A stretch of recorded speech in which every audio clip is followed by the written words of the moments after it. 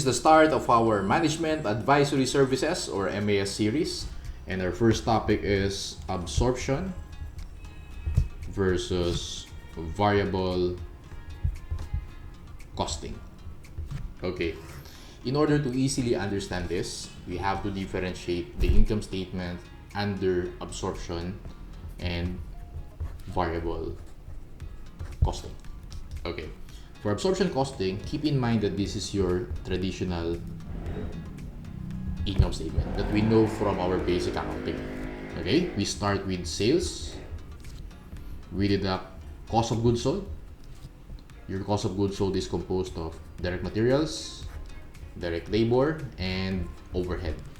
And from cost accounting, we know we call this the manufacturing cost, or also called the product cost. You call this product cost because inventoriable cost siya. It means pag na-incur mo siya, you capitalize to inventory, and then once you sell, you charge to cost of goods sold. Sales minus cost of goods sold, you have gross profit minus operating expenses. Your OPEX can be selling expenses or admin expenses. Selling or admin expenses, we call this period costs. Okay? Period cost. It means we charge this to income statement for that period. Okay? We charge to OPEX. Gross profit minus OPEX, you have the net income. So basically, for absorption costing income statement, ito yung alam natin na income statement from our basic accounting. Let's now move on to variable costing income statement. We start with sales. Instead of deducting cost of goods sold, we deduct variable cost. Variable cost can be variable manufacturing cost or variable selling and admin cost. The difference between sales and variable cost is called contribution margin. And then minus fixed cost. Fixed cost can be fixed manufacturing cost or fixed selling and admin. Contribution margin minus fixed cost, this is also your net income. As you can see here, for absorption costing income statement, yung focus is the product versus the period cost. Alright? For variable costing income statement naman, the focus is on the behavior of the cost. It's the fixed versus the variable cost. Got it? Alright. So let's further differentiate the two. Lagyan natin dito absorption and then variable. Okay. And then let's put here product cost, period cost. Okay. Again, when you say product cost, yun yung kinakapitalize mo sa inventory. When you say period cost, that's what you charge to OPEX. Got it? For absorption costing income statement, ang charge natin to product costs are materials, labor, overhead. For overhead, both variable and fixed. Okay? DMD, LOH, variable or fixed. For variable costing naman, we charge the product cost naman is materials, labor, and overhead. But for overhead, we only charge the variable overhead to product cost. Yung fixed overhead, charge natin siya to selling and admin. Right? Okay. So yun yung difference nila. And then for period cost naman, we charge selling and admin under variable costing, whether variable or fixed. Got it? For variable costing naman, selling and admin, whether variable or fixed. Plus, we also charge here the fixed overhead. Okay, we charge to period cost. For selling and admin, there's no difference. Whether variable or fixed, we charge to period cost. The only difference between absorption and variable costing, as you can see here clearly, is the treatment of fixed overhead. For absorption costing, yung fixed overhead is charged to product cost, while under variable costing, the fixed overhead is charged to the period cost. So basically, yun lang yung difference nila. The treatment of the fixed overhead. Got it? Okay. Now, let's discuss the difference in net income under absorption and variable costing. Yung may difference sila whenever your production is not equal to sales. Okay? let's have an illustration. Lagay natin here, absorption costing, and then variable costing. Okay. Let's say, for the period, yung production natin is 100,000 units. Okay? 100,000 units for the period. And then let's create 3 scenarios. Scenario number 1, our sales is 100,000. Scenario number 2, sales 90,000 units. Scenario number 3, sales 110,000 units. Okay, gets ba? So, let's say nag-produce ng 100, scenario 1, nagbenta ng 100, scenario 2, 90, scenario 3 is 110. Obviously, production is equal to sales for the first scenario. The net income under absorption and variable costing, they're just the same. Okay? They're just the same. Scenario number 2, what if, sir, yung production naman is greater than sales? So, let's analyze muna. Production is greater than sales. In that case, meron kang 10,000 units na hindi nabenta. And we know, under absorption costing, ang i-charge mo lang to cost of goods sold is the 90,000 units. Am I right? Pero under variable costing, yung fixed overhead mo, lahat yan, i-charge mo to period cost. It means, yung 100,000 units under variable costing, right away, i-charge mo siya as part of your selling and admin. Okay? Or OPEX, or period cost for that particular period. In that case, mas malaki yung deduction mo to your variable costing, therefore lower net income, right? It means when production is greater than sales, your net income under absorption costing is higher than your net income under variable costing. Does that make sense? Okay. And then third scenario is our production is less than sales. So pwede ba yun? Yung sales mo mas marami kaysa sa produce mo? Answer is yes, if there's a beginning inventory, right? Pag walang beginning inventory, syempre, this is not possible, right? So, ang assumption here is there's a beginning inventory. Let's analyze. So, if mas marami yung binenta ko, it means under absorption costing, mas marami yung charge ko to cost of goods sold. Alright? So, I charge 110,000 units to the cost of goods sold. While under variable costing, ang ginawa ko dyan is, yung fixed overhead ng 100,000, na-charge ko na siya this period. Right? Pero, yung 10,000 ko na from here, na galing sa beginning inventory, last year ko siya charge to period cost. Okay? It means, mas malaki yung deduction mo to your absorption costing than your variable costing. Therefore, when production is less than sales, the net income under variable costing is higher than the net income under absorption costing. Okay, so let's summarize. When production is equal to sales, net income under the two is the same. When production is greater than sales, net income under absorption is higher than net income under variable costing. And scenario number 3, when production is less than sales, net income under variable costing is higher than net income under absorption costing. Last, if you appreciate this free accounting tutorial, don't forget to subscribe and turn on the notification bell so you get notified whenever I have a new video.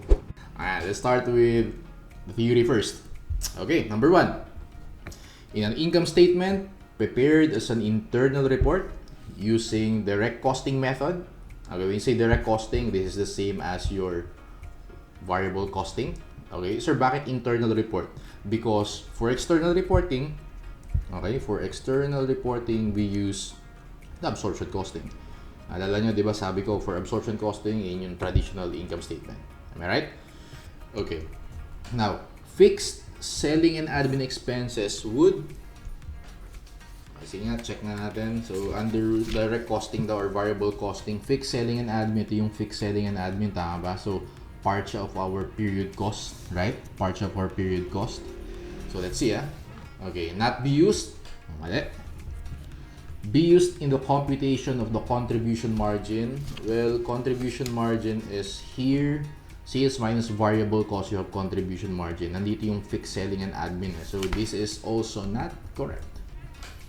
Be used in the computation of operating income or net income, but not in the computation of the contribution margin. Okay, well, from this formula, we know yung fixed selling and admin, we deduct that to get the net income or operating income. But you do not use that to compute for the contribution margin, right? So, answer is letter C. Be treated the same as variable selling and admin expenses Well, under variable costing, yung variable selling and admin, you deduct that to get the contribution margin. Okay? So, basically, nandito yung fixed selling and admin. Nandito naman yung variable selling and admin. Alright? That's why letter D is also not correct. Answer is letter C. Okay, let's go to number 2. Which of the following statements is correct? When production is higher than sales, absorption costing profit is lower than variable costing profit. Tingnan dito, when production is higher than sales, we know yung profit under absorption costing is higher than the variable costing. So this means this is not correct. If all the products manufactured during the period are all sold in that period, variable costing profit is equal to absorption costing profit. This is correct. Okay? Ang assumption here is that there's no beginning or ending inventories. Got it? That's why this is correct. But let's also read C and D. When production is lower than sales, variable costing profit is lower than absorption costing. When production is lower than sales, profit under variable costing is higher than your absorption costing. This is incorrect. When production and sales level are equal, variable costing profit it should be the same. Okay, this is not correct. Final answer, letter B. Okay, let's go to number 3. Variable costing and absorption costing will show the same incomes when there are no, okay, again, yung underlying assumption is the similar to number 2 is there's no beginning and ending inventories. Letter D. Alright, let's go to number 4. Statement 1. Indirect costing or variable costing. Fixed factory overhead forms part of the inventory value. Okay. Indirect costing, fixed factory overhead forms part of the inventory value. That's why this is very important. Because yung fixed factory overhead natin, you charge that to period costs or operating expenses. Am I right? We charge it to period costs. That's why this is incorrect. Sabi dyan, forms part of the inventory value. When you say inventory value, this is product cost. Tama ba? Pero indirect costing, we know the fixed overhead, we charge this to period cost. Statement 1 is not correct. The difference in profit between variable costing and absorption costing is due entirely, ingat kayo sa mga ganyang words, entirely the treatment of fixed manufacturing overhead. Is that correct? That's correct. Okay, that's correct. So again, the difference lang between absorption and variable costing is how they treat fixed overhead, right? For absorption costing, it's a product cost. For variable costing, it's a period cost. Which of the following statements is true? Depreciation expense is always a product cost. Ayan, ingat din kayo sa always. Depreciation expense is always a period cost. It's not always, it depends. If the depreciation is related to producing products, units, then it's a product cost. If it's related, let's say, sa office, it's a period cost. So, hindi siya always. That's why A and B are not correct. Selling and admin costs, whether variable or fixed, are always treated as period costs under both the absorption and variable costing systems. Okay, that's why I told you earlier na yung treatment for selling and admin under absorption and variable costing is the same. Okay, letter C is correct. Income under absorption costing is always greater than income under variable costing. No, if the production lang is greater than your sales, then your income under absorption costing is higher than your variable costing.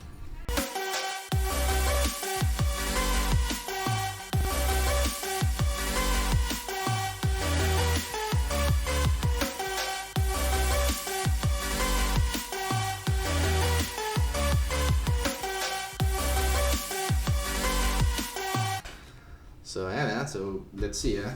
Compute for the following. Net income under absorption costing.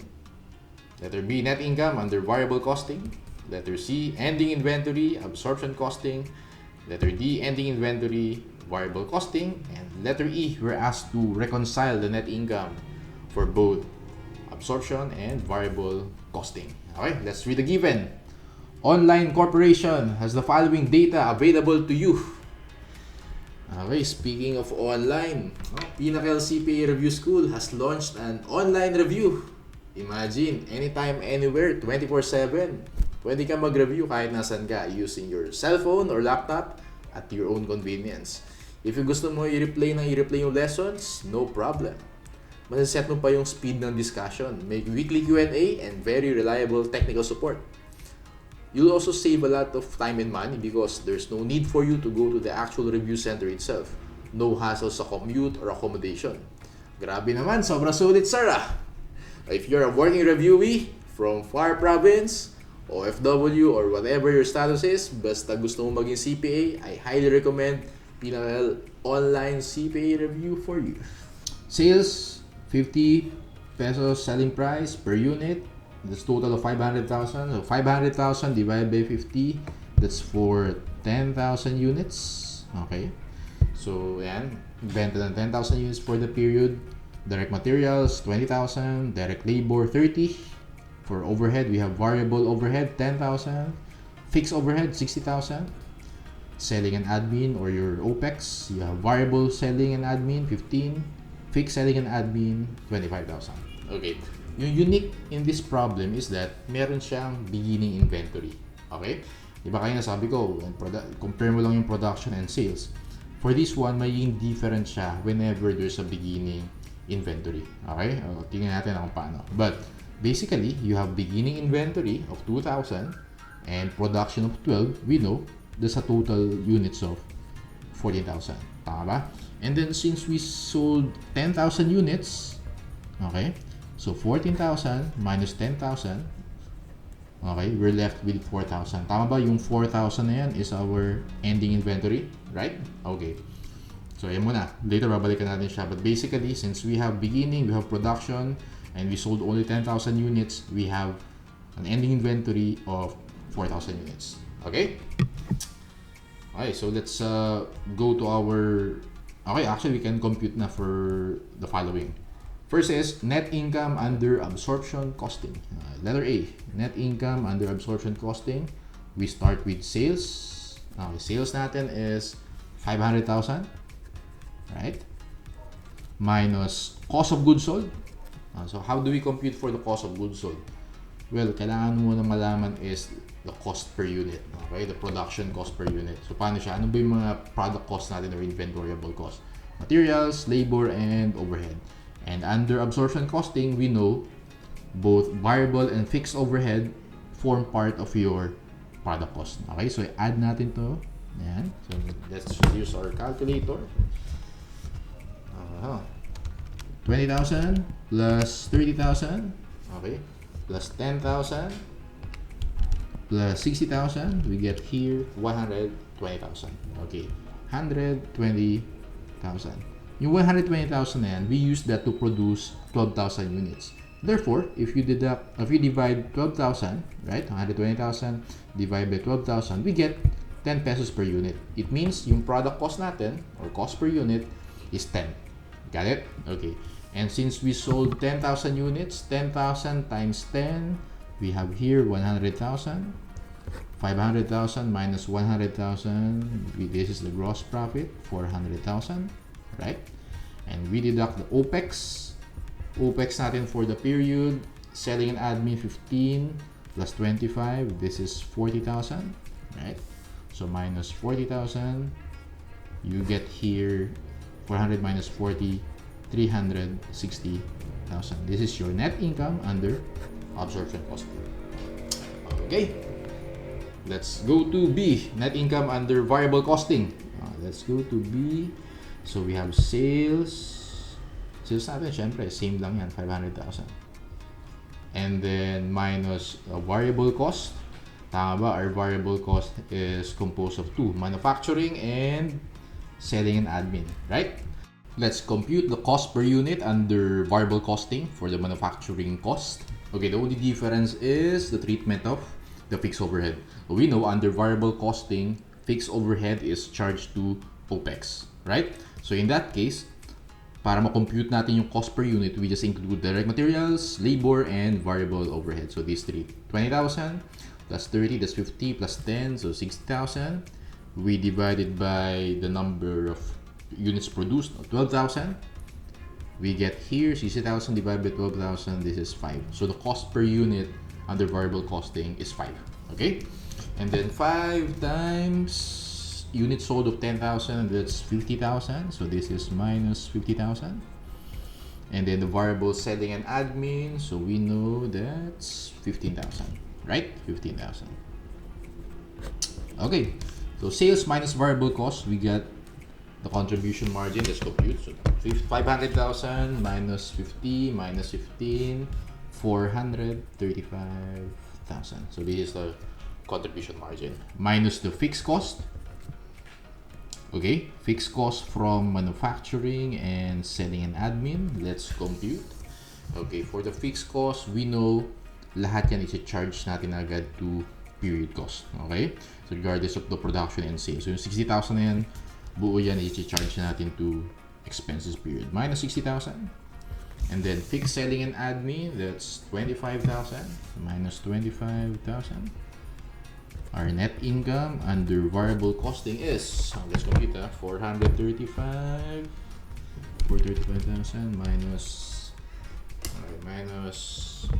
60,000, so minus 60 minus 25,000, you get here 350,000. Okay, net income under variable costing is 350,000. As you notice here, your net income under absorption costing is higher than your net income under variable costing. Okay?